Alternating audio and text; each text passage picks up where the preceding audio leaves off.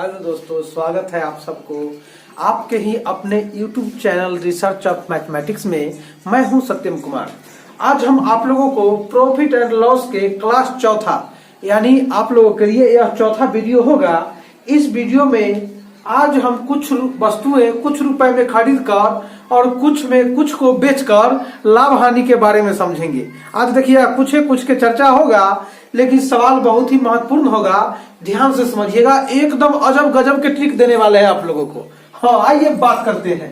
कहता क्या है, कुछ वस्तुएं 5 रुपए में 6 के हिसाब से खरीदी गई तथा 6 रुपए में 5 के हिसाब से बेची गई, लाभ होगा।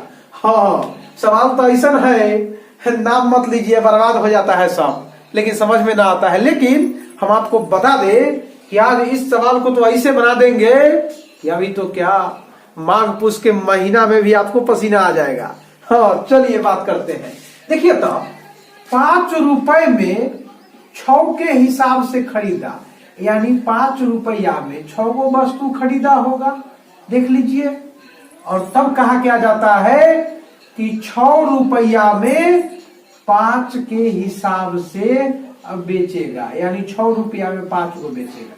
यानी इसको वह सीपी कहा है और एसपी इसको कहा है। अब इसमें समझने में बड़ा परेशानी होता है, लेकिन हम एक बात अभी समझेंगे इतना इत्मीनान से कि जीवन में कभी गलत नहीं होगा। गलत होगा तो फिर कहिएगा आप मुझे। कहा क्या जाता है कि बताइए 5 रुपया में 6 गो वस्तु खरीदा, बात समझिएगा। तो हम कहेंगे 6 गो वस्तु बराबर में 5 रुपया, तो एगो वस्तु बराबर में 5/6 रुपया। इसका मतलब 1 रुपया से कम।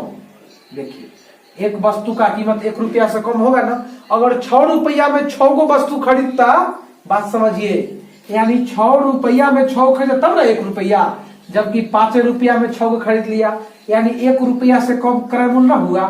सीपी समझने के लिए कह रहा है आप लोगों को, एसपी ध्यान से समझिएगा। कहता क्या है, 6 रुपया में 5 गो वस्तु, तो आप कहिएगा 5 गो वस्तु 6 रुपया में। तो बताइए एगो वस्तु 6/5 रुपया, यानी 1.20 रुपया, यानी 1 रुपया से ज्यादा में ना बेचा है। अब तो आपको क्लियर हो गया कि खरीदा है 1 रुपया से कम में, बेचा है 1 रुपया से ज्यादा में, तो लाभ होगा। इसमें क्लियर कर दिया है कि कितना लाभ होगा। क्लियर कर देता है कि लड़का को समझ में ना आता है। आप समझ गए एकदम आराम से। अब बात समझिए, लाभ जब हुआ है तो आप एगो बात बताइएगा हमको कि इसमें क्रय मूल्य ज्यादा होगा कि विक्रय मूल्य ज्यादा। अरे भाई, विक्रय मूल्य ज्यादा होगा। बात समझिए, अगर 5 रुपया में खरीद कर 6 रुपया में बेचिएगा तब ना लाभ होगा। बात समझिए, यानी सीपी 5 गो एसपी 6 गो होगा तब ना आपको लाभ होगा। यानी क्रय मूल्य से विक्रय मूल्य ज्यादा तब ना लाभ होगा। देख लीजिएगा क्वेश्चन को कैसे गड्ढा उड़ाते हैं।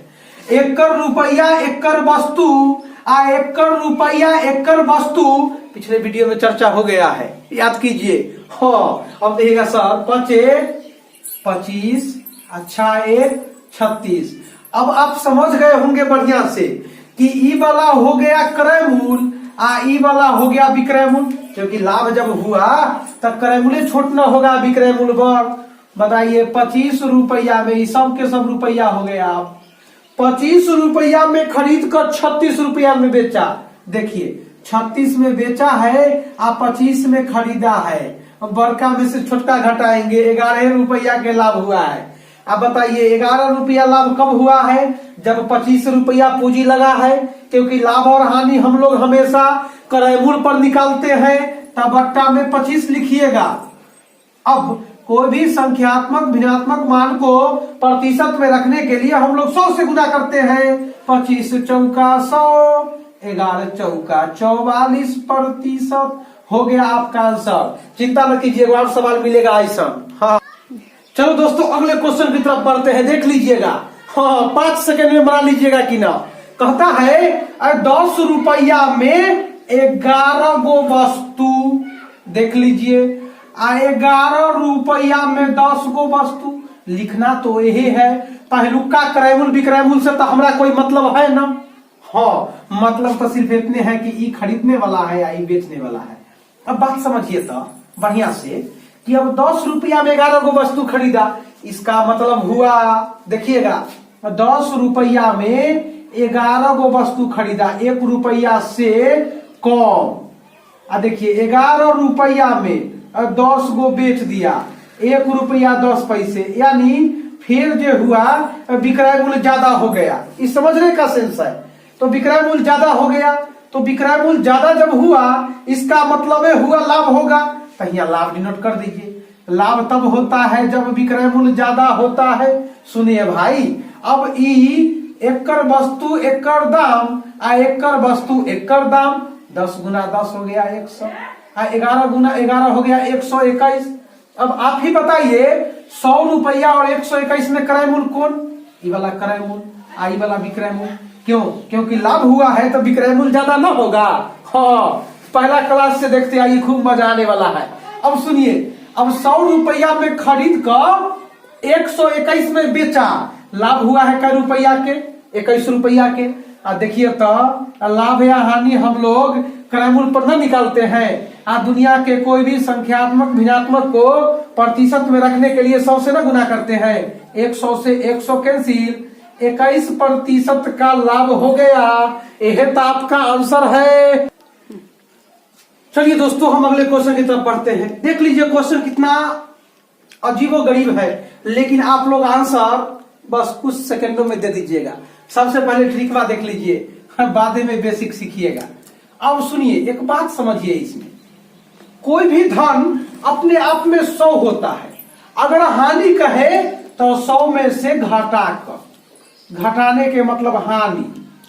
अगर लाभ कहे तो 100 में से जोड़कर, तो जोड़ने का मतलब लाभ।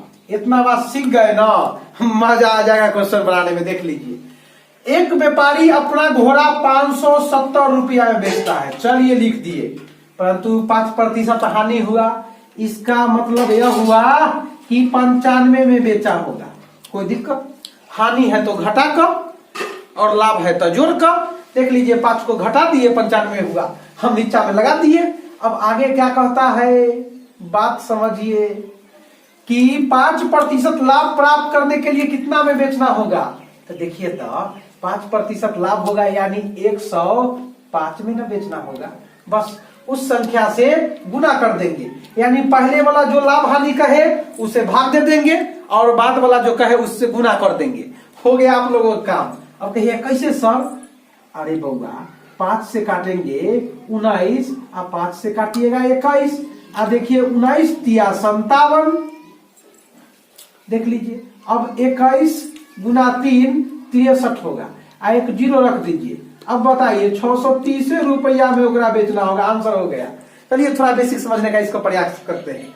अब देखिए, एक घोड़ा को 570 रुपया में बेचने से 5% की हानि हुई। 5% लाभ प्राप्त करने के लिए कितना बेचा होगा? माना कि सीपी 100 रुपया। कोई दिक्कत? 5% हानि। तो बात समझिए, हानि बराबर में 5% हुआ। तो हम लोग जनरली हानि निकालेंगे पहले। तो हानि बराबर होगा 100 का 5%। इसको हटा कर बट्टा में 100 कर देंगे तो 5 रुपया होगा। अब बताइए, तो इसका एसपी कितना होगा? 100 माइनस में 5, तो 95 रुपया होगा।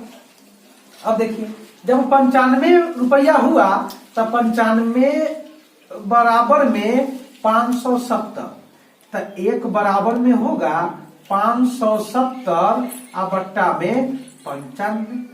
अब 19 से अगर डिवाइड कीजिएगा तो बात समझिए, 19 से जब डिवाइड कीजिएगा ना तो ये होगा 5, ये होगा 30, 5 से कीजिएगा तो 6 होगा। यानी आप जान गए 1 बराबर में कितना? 6। अब आगे क्या कहता है, इस बात को समझना बहुत जरूरी है। अब इस बात को समझना बहुत जरूरी है कि 5% लाभ कहता है। यानी जब 5% लाभ कहा तब बताइए, लाभ जो होगा वो भी तो 100 का 5% होगा। देख लीजिए बढ़िया से, तो प्रतिशत को हटाकर बट्टा में 100 कहेंगे, काट लेंगे, यानी 5 रुपया लाभ होगा। तो इसका एसपी जो होगा 100 प्लस में 5। देखिए ये 6 से ना गुना कीजिएगा क्योंकि 1 का वैल्यू तो 6 है। तो आप कहिएगा कि सर 105 गुना में 6। अब बताइए 6 पच्चे 30 न है। दोस्तों स्क्रीन बोर्ड ना दिखने की वजह से हम इधर बना देते हैं आप लोगों को। देखिए 1 का वैल्यू 6 हो गया। अब बताइए आप सीपी 100 कहे थे तो देखिए लाभ तो आपको कमाना कितना है 5%। तो लाभ जानते हैं स्पेशली आपका, तो लाभ होगा 100 का 5%। इस प्रतिशत को हटाकर बट्टा में 100, इससे काट लीजिएगा 5 रुपया लाभ हुआ। अब बताइए इसका एसपी होगा 100 और प्लस में 5 यानी 105। क्लियर हो गया। अब बताइए कि 1 का वैल्यू तो 6 है, 1 का वैल्यू जब 6 है तो आप कहिएगा वास्तव में एसपी 105 गुना में 6 यानी 630 होगा। बताइए ऐसे बनाने से कोई फायदा है हम लोगों को? कोई फायदा न है। हम लोग डायरेक्टली सोल्व करेंगे, एक ही बार में जो कहे उसको लिख देंगे। अगर हानि कहे तो 100 में से घटा कर, लाभ कहे तो 100 में से जोड़ कर उससे भाग देंगे। बाद वाला से बस फटाफट जो कहे लाभ हानि उससे गुना कर देंगे। बस इसको सोल्व करेंगे, 95 है 6 आ जाएगा, इससे गुना कर देंगे 630। यही ट्रिक के माध्यम से आप लोग आसानी से इसका आंसर कर सकते हैं। चलो दोस्तों अंतिम सवाल देख लेते हैं जो आप लोगों को अभी हम पढ़ाए वह आप लोगों को ट्रिक से बनाने आया कि ना, उसको चेक करा देते हैं। देखिए 180 रुपया तो इसको बेच दिया है, 10% हानि। पहले आप 180 को लिख लो। 10% हानि हुआ दोस्तों, इसका मतलब हानि होता है तो 100 में से आप घटा कर, और लाभ होता है तो 100 में से जोड़कर पहला स्टेप से भाग दे देते हैं, दूसरा वाला से आप गुना करते हैं। चलिए 15% लाभ का तो 100 और लाभ हुआ है तो जोड़कर, बस इतना ही समझना है। लाभ होता जोड़कर, हानि होता घटा को, आप पहले वाला से भागा बाद वाला से गुना। अब जब सोल्व कीजिएगा 180 बट्टा में 90 और गुना में 115, 1 0 से 1 0, 9 दूना 18, 115 गुना 2 230 रुपया। बस आपका आंसर यही है। उम्मीद करते हैं कि यह वीडियो आपको समझ में आया होगा। यदि समझ में आए तो लाइक सब्सक्राइब करना ना भूले। सुनिए सब्सक्राइब करने में आप लोग गलती ना करते हैं, उसको समझाना ना पड़ता है। सब्सक्राइब करने के बाद जो बेल आइकन आता है उस बेल आइकन को क्लिक करके छोड़ना नहीं है।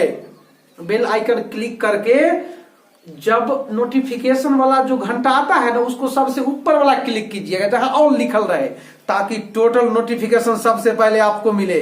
चलिए इस वीडियो में बस इतना ही। धन्यवाद।